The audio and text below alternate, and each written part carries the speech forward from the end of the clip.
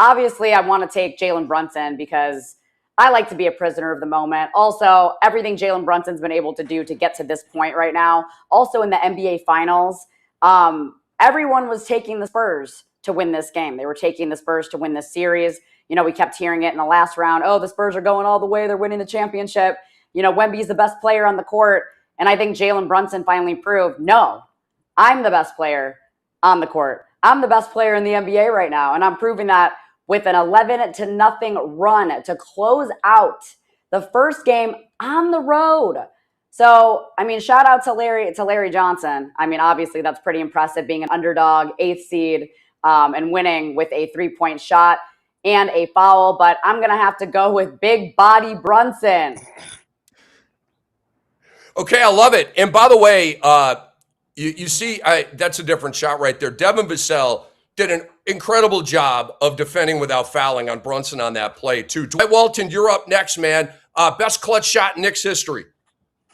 Well, I'm glad my cousin clarified, because I was going to be the weird one and to say the best or the most clutch moment in Knicks franchise history was definitely Willis Reed. There was questions as to whether he was going to come onto the floor at all. His inspiration, making the first 2 shots of the game and basically not playing the rest of the game, inspired the Knicks to a championship. All the shots that we're talking about didn't lead to championships for the Knicks. So in terms of moments and clutchness, I'll give Willis Reed as my answer.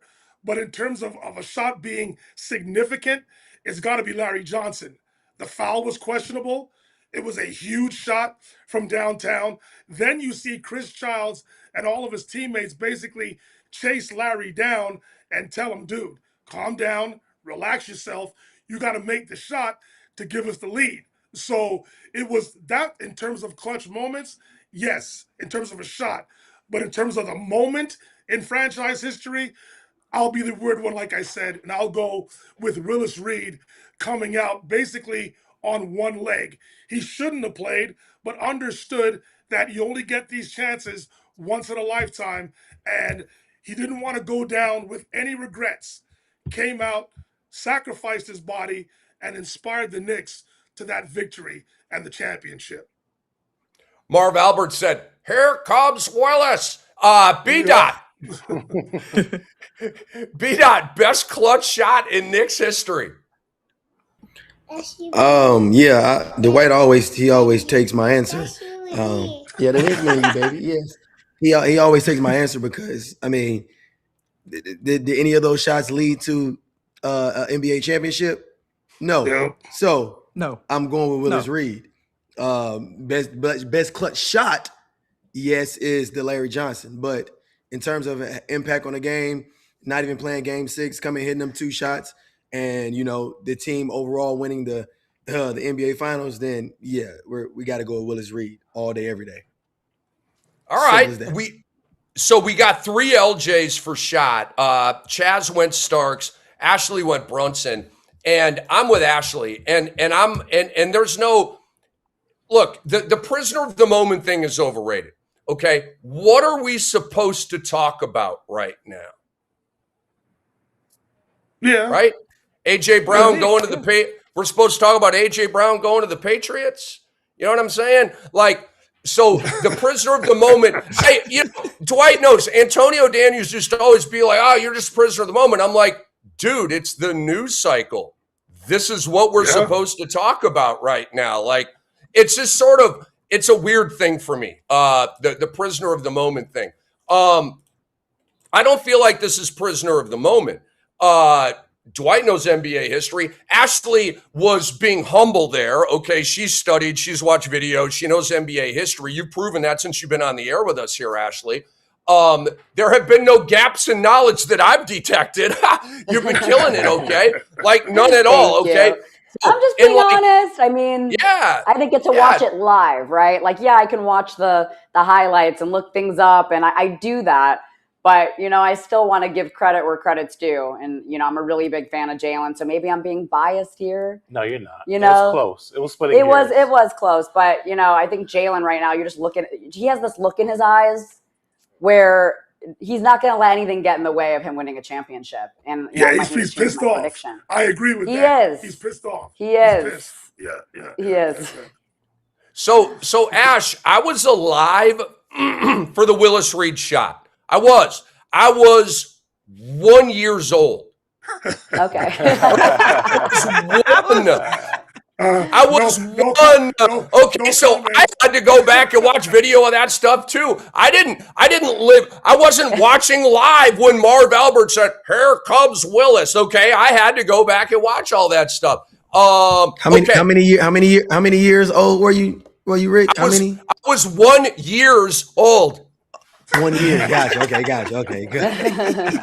Sarcastically pluralizing it. By the way, remember last week or last show when I called him Chalamet instead of Chalamet? Remember that? Yeah. I knew, right? Yeah. I knew. That was just a poor attempt at a joke that nobody got. All right. Anyway, it's Jalen Brunson here. Okay. You got it? Doc, you got it? Yep. I got it. Chalamet, yeah, it was just like Landry Shamet, Exactly. So exactly. I was just getting cute with it, man. All right. So to me, Brunson hit the best clutch shot in Knicks history because it was the finals. Okay. And it won the game for the Knicks. We may find out that winning game one was the key to winning this series. Kind of sort of was against Cleveland, right? Cleveland never recovered. I do think San Antonio will recover and go long in this series, but we may be looking back like, wow, stealing that game one just was the key to the series, man. Houston's shot was in the first round. I give that the third best clutch shot. Larry Johnson's shot was in the East Finals. I give that the second best clutch shot. East Finals beats first round. Starks has the most iconic dunk in Knicks history, but in terms of this debate, look, and including the Starks dunk and the Reed shots, I got it from AI, okay? So if it's a little wonky, blame A and I, not K-A-M, okay? Reed's shots were the most symbolic in Knicks history to me. They won that game 113-99. So it was more toughness and like symbolism than clutch. And I rank these or maybe the first shot he hit in the game, fourth on the list. Brunson is not the best Knicks player in franchise history.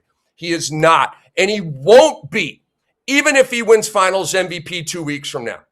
Walt Clyde Frazier and Willis Reed will have better resumes than Brundog, even if Brunson wins this ring and the finals MVP. I'll die on that hill. And that will be a prisoner of the moment thing, Ashley. That will be a correct application of prisoner of the moment. Yo, have you looked at the resumes of Willis Reed and Walt Clyde Frazier? And I'm not talking to you guys. I'm talking to our audience in the world, okay? If you haven't, please go to basketballreference.com and bone up, okay? Because Brunson's resume is not better than those two guys, okay? Let's start with ring count, all right? They have 2. Brundog would have 1, okay? Come on. That's prisoner of the moment if you're saying Brunson beats those guys because you just saw that championship.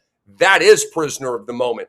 Brunson may very well go down as the best player in Knicks history, okay? But he's got to win 2 rings for that. That's the bar not set by me, set by Frazier and Reed. May Willis rest in peace, and may Clyde keep looking dapper at every game that he goes to. All right. Absolutely. The insufferable Dr. X will go first on this one.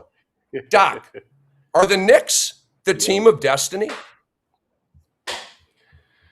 I don't believe in that destiny stuff, man. You got to go win it. I don't know what you mean by that. A team of destiny. Why? Because they're doing well, or their historical performance, or so because of the historical performance they're supposed to win. Dude, you're such a doctor. He's always got all these questions and speculations. Dude, Doc, I'm a drummer. I'm just a caveman drummer, dude. Nah, you're good. You're good. I'm serious. I'm serious. Good. Go ahead.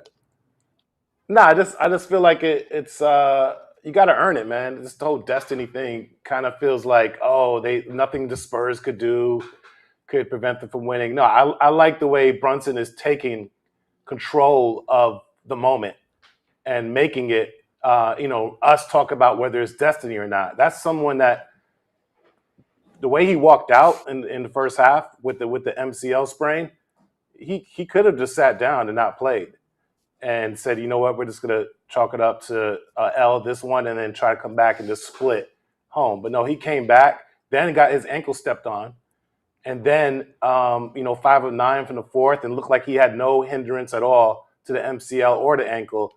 To me, that's just someone taking control of the moment. I'm not into this whole destiny stuff and crystals and astrology and all that stuff. It's just work. You got to put the work in. You can have the faith leading up to it, but you got to put the work in, and that's what they've done as a team. I love it, man. I love it. A very literal answer to that question. Because the team, Doc, and you know this as a huge sports fan, the team of destiny thing is a cliche, right? We grew up with it, and all these years we've heard, and we've even seen it. We have seen team of destinies. My Minnesota Twins, right? 87 and 91. They didn't belong in any of the series they were in, and they won all of them, and they did not lose one single home game in both of those World Series. That's team of destiny stuff, right? And by the way, you guys know Minnesota never wins anything, right? So that stands out to me as some team of destiny stuff. B-Dot, you go next, man. Yeah, what's up? It's just a little cringy because it kind of has a undercurrent of entitlement. And I just feel like it should be earned. Everything should be earned. That should be givens. That's when I hear the word destiny, I just feel like it feels like entitlement. Like because they did this, they get this. No, you got to continue to earn it. That's the reason why. I love it, dude. Now that's that New York City coming out in you right there. I hear that. B-Dot, you next, man. Are the Knicks the team of destiny? I'm gonna agree with Doc on this one. I dated a girl named Destiny a couple years back, and it didn't end well. So anything with Destiny, I don't even like to affiliate with. You know, so I think they're just a great team, and and they continue winning. They win it to be the best storyline in NBA. Might as well say NBA history. Outside of LeBron and coming back from 3-1. I love what the Knicks are doing. Right. I love them moving Cat to be a playmaker.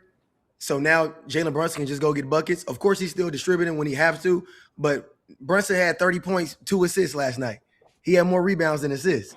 It was about putting that ball in the hole and letting Cat and that Mike Brown offense run his show as it is. When Wemby goes out, that makes those cutters that much better and that much efficient for their offense. So I think, just in general, the Knicks are a great team, and we'll see if they can continue this great play within this series to get the title. I still got the Spurs in 6, but hey, if they win the next, you might see me with a whole NY fitted on, and I'm gonna be telling y'all. I told y'all so. I told y'all I'm taking a page out of Gilbert Arenas' book.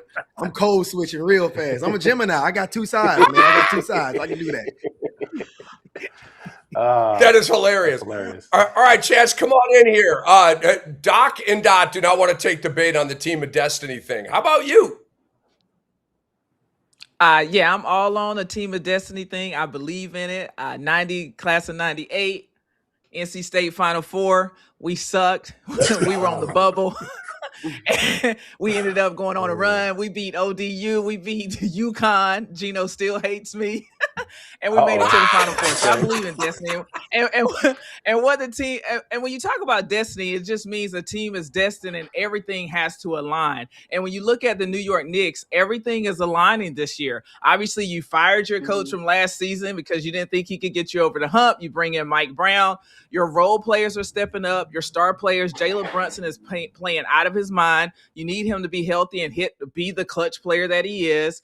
The East sucked. We're not going to talk about the Cavs series. We're not going to talk about the Boston didn't have everybody, healthy. The Milwaukee Bucks weren't healthy. So this was the year for them to, they had to get to the finals. So there's a little bit of destiny there. But, teams have to have a strong belief in themselves. They have to be healthy when you get to the playoffs. They have to have a clutch star. They have to have a great coach, a great strategy. And you need a little bit of luck. You always need a little bit of luck in basketball. And so I do think they are a team destined to win. And they really remind me of the Cavs team. Same thing with LeBron and them. After 50 years, things had to go right for the Cavaliers.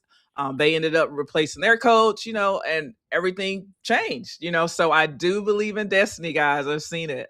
I'm not even going to mention my high school state championship. But yeah, I do believe the Knicks are destined to win. And I said that on Locked On Cavs. I felt like if the Cavs could have got that first game, they didn't. And now the Knicks, I said the same thing about the Knicks. The Knicks need to come in and beat San Antonio the first game.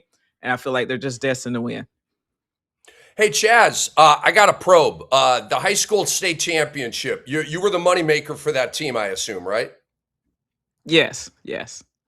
Dropped 37 in the championship game. Yeah. Let's go. 37. There you go. Some light. And so I'm saying, speaking of destiny, I just gotta throw it out there. It hasn't been announced yet. And I'm back in my small town, but we got another young baller. She averages like 40 a game. It's been 32 years since we won that championship. So I'm really this close, Dwight, to saying I will be the head coach, and then all the pressure's on me to get her to win the championship after 32 years. So, guys, I believe in destiny. So that's going to be a lot of pressure if I take on the job because my town is like, oh, yeah, we're going to win. Chaz is coach. We got a star player. It is what it is. So, yeah. Congratulations, Go get Chaz. it, Chaz. Yeah, go get it, Chaz. Thanks. Go get it. Go get it. That's I wouldn't die, or Dwight, I wouldn't be doing my job as a sports reporter if I didn't probe on that. Wait, Chaz won the state championship? Let's go down that road for just a moment here. All right, Ashley, I want to go to you next. Are the Knicks the team of destiny? I truly believe that. I agree with everything Chaz had to say. I think in life, there are things that are meant to be. And you're meant to be here. It's pre-planned, predestined for you to be in this position. And yeah, you do have to put in the work. I mean, we all wake up every day and we have choices to make, whether we want to, do the hard things and show up every day to practice, show up every day on the court, and play. I mean, that's our choice, right? But I do think this particular Knicks team, as she alluded to, firing the coach last year, getting a guy that has been there, done that before, a guy that can actually get these players to believe in something bigger than themselves. And yeah, the Knicks haven't won since 1973. So eventually they're going to have to get over that hump. And I just want to also mention Jalen Brunson. He's a winner. I mean, he won a state championship with my high school for the first time in history. He won 2 national titles with Villanova. And now he's about to lead the New York Knicks to an NBA championship.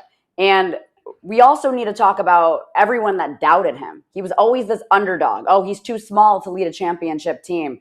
The Dallas Mavericks didn't believe in him. He was stuck behind Luka Doncic on the bench. But when he did get those opportunities to play, we know he can hoop. And also mention the fact that he was drafted in the 2nd round. All those teams that passed up on him before, a lot of those players at the guard position who aren't even in the league right now. So Jalen's always kind of played with a chip on his shoulder. And I think that's what fuels him to where he is today.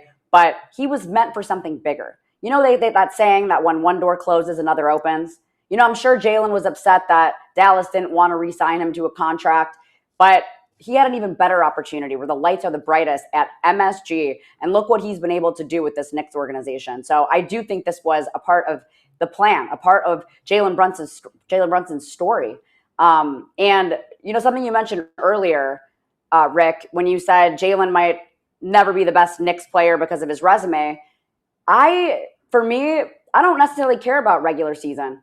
I know we care about the All-NBAs and we care about the MVPs and we care about the numbers, but he shows up when it matters. And it matters in the playoffs. Do you win? Take a look at Jamal Murray. He's not always the best player in the regular season, except this year. I feel like he really, made that extra step to finally be an all-star. But Jamal Murray won a championship. And he's not the best guard in the league by any means. So I'm not a regular season girly. I like to take a look at what you're doing in the playoffs. And Jalen Brunson leading the Knicks to their first championship since 1973 is just all part of the plan. Okay, I love it. Dwight Walton, I'm fascinated to know if you believe in destiny. Dwight, not B-Dot's former girlfriend, the cliche, the possible adage. Are the Knicks the team of destiny? You see, to me, when I hear that term "team of destiny," it means that you're in an underdog position. It's like you were counted out. Nobody was really thinking about you, and then you just come out of nowhere. In some cases, and you win a championship.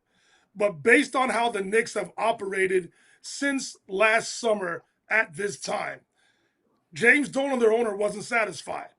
Whether we believed in Tom Thibodeau or not, James Dolan, and I'm sure some of the players, some of the upper echelon players on that roster, agreed to let Tom Thibodeau go and bring in a new head coach. Mike Brown, whatever report you want to listen to or believe in, was the fifth, sixth, or even possibly their seventh choice. They were going after coaches that were still under contract, but they settled with Mike Brown, and then all the pressure was on Mike Brown to, at the very least, win 50 games during the regular season, and get back to the Eastern Conference Finals.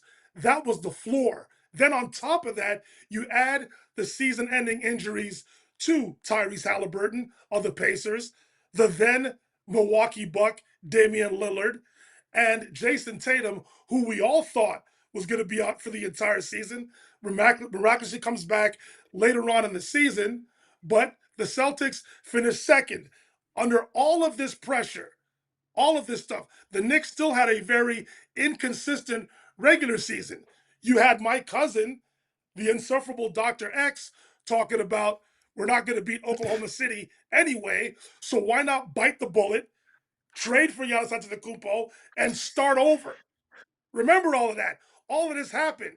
The Knicks were supposed to win this season. The pathway was there because of all the injuries. But Mike Brown, Rick, you called Mike Brown too nice of a guy to coach the Knicks. You didn't think he had the gumption or the cojones, the stones to coach in New York. My cousin's always complaining about Mike Brown having his hands in his pockets and not looking like he cared. There was a whole bunch of stuff that went on this season. You fast forward to the first round against the Atlanta Hawks. They were down 2-1 on April 23rd. On April 24th, if you talk to anybody in Knicks Nation, they thought the sky was falling. They thought the world was about to end. Now, I don't know if they had a team meeting, if they had a players meeting. I don't know what happened. But ever since April 24th, everything shifted. Don't ask me how. Don't ask me why. Don't ask me what. But Mikal Bridges, who was the most criticized player in that franchise, turned into the most efficient two-way player over a stretch of games that we've possibly seen in NBA history. Everything has clicked since then. So, under the most pressurized of circumstances, the Knicks have somehow become the team to beat rather than the underdog. I don't consider that a team of destiny. Based on how James Dolan acted this year, it was championship or bust. Yes, they've won game one, but they haven't finished the deal. James Dolan is fully expecting a championship. That doesn't speak to destiny to me. That's pressure. It's either you get it done or we still may make changes in this offseason. I don't think they will. I think the Knicks are on their way to winning a championship, but that doesn't have any team of destiny vibes to me at all. It's been under pressure the whole year. You need to win a championship. You got to win 3 more games. Doesn't matter if it's a sweep, in 5, in 6, or in 7.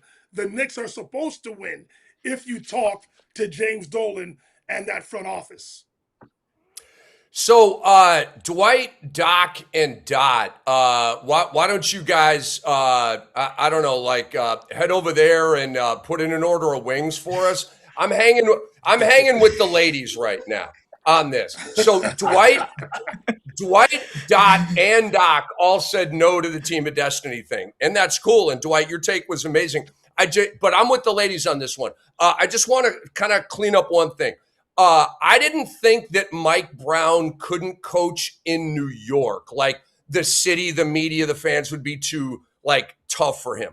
That I didn't think that this hard-ass group of players, Josh Hart, Jalen Brunson, OG Anunoby, right? I thought these guys would be a misfit for Mike Brown that way. Like, because Thibodeau was a hard-ass coach, bunch of hard-ass players, and it worked to a pretty high level. I just thought that was the disconnect. And I was wrong. Absolutely wrong. Mike Brown has done a phenomenal job with this team. He's just been steady, right? He hasn't performed any miracles. He's just guiding a great ride down the road. He's captaining a fantastic ship. Everybody's safe. They're thriving. They're stopping at ports. They're importing, exporting. They're making money. Okay, like everything's going well. But I just thought it was more of a misfit with his coaching style, which is soft and cuddly versus Tibbs with these players. Now, I'm me siding with the ladies. Yeah, I do believe in the team of destiny thing. And Dwight, you said a great point. It's a lot of it's about being the underdog. And that doesn't perfectly apply to these Knicks. And I'm going to get into my rationales here. But like I said with my Twins, right? They were the underdogs against Detroit. They were the underdogs against the St. Louis Cardinals. I forget who they played in the AL to get to the World Series. I think it was Toronto. And then they won and went and won another World Series, right? They were picked to lose every single one of those series, and they won every single one of those series. And they did it with all these clutch plays and like last minute stuff. And it was like a team of destiny. Okay. So, but I had an epiphany last night watching the game. I had an epiphany. All right. I have been thinking that this team might be a team of destiny. However, you know how I feel about their opponents in the East. Chaz said it. I'm not going to go as strong as the East sucks, okay? I'm not going to use those words. However, and I do understand that the Atlanta Hawks were hot coming into the playoffs. What did I tell you about the Hawks? They're historically choky, and their fans can never have nice things. How did that series go? You're up 2-1. You tease your fans. Bang, bang, bang. New York. And they won the closeout game by 732 points. Okay? All right. That is the Hawks being the Hawks. Okay? It's the most Hawks thing ever. Okay? Especially to get up 2-1. The Sixers. Talented. Yes. On paper. What did I say? Man, I just don't trust Joel Embiid. Bam, blows a tire or whatever the hell happened. I forget at this point. Sixers being the Sixers. All right, Cavs. I told you all season, guys, if Toronto was healthy, they would have beat the Cavs. All right, Cleveland's win over Detroit. I give it to them. It's impressive. Okay, you won that series and shocked the hell out of me. And I admitted I was wrong.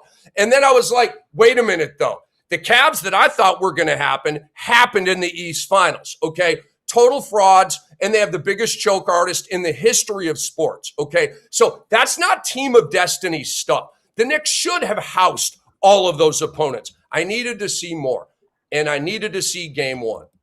And I needed to see the Knicks looking dead and buried down 14 in the third quarter, okay? And then storming back. I needed to see Cat beasting, okay? Cat beasting. Wemby.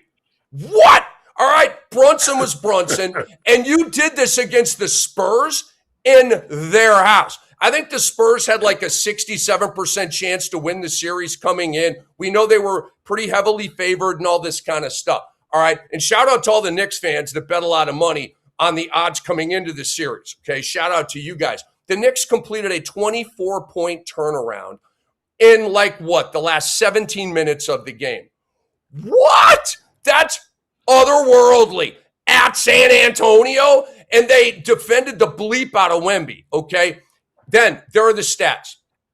12 straight playoff wins for the Knicks. That speaks to a team of destiny. The Knicks, that was their 7th double-digit comeback in the second half over the last 2 postseasons, by far the most in the NBA. When you are a great come-from-behind team, and this is more of a baseball thing. I get this from baseball. Like they have the teams that do the best in innings 7, 8, and 9.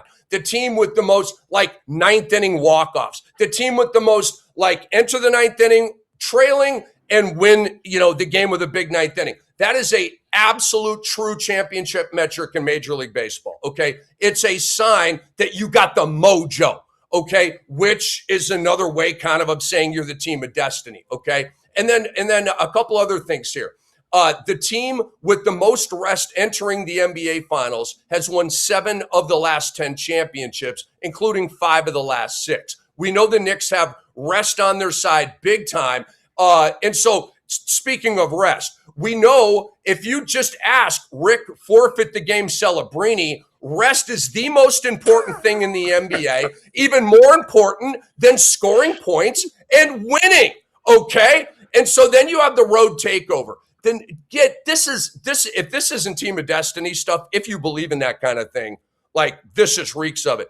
The Knicks have won 7 straight road games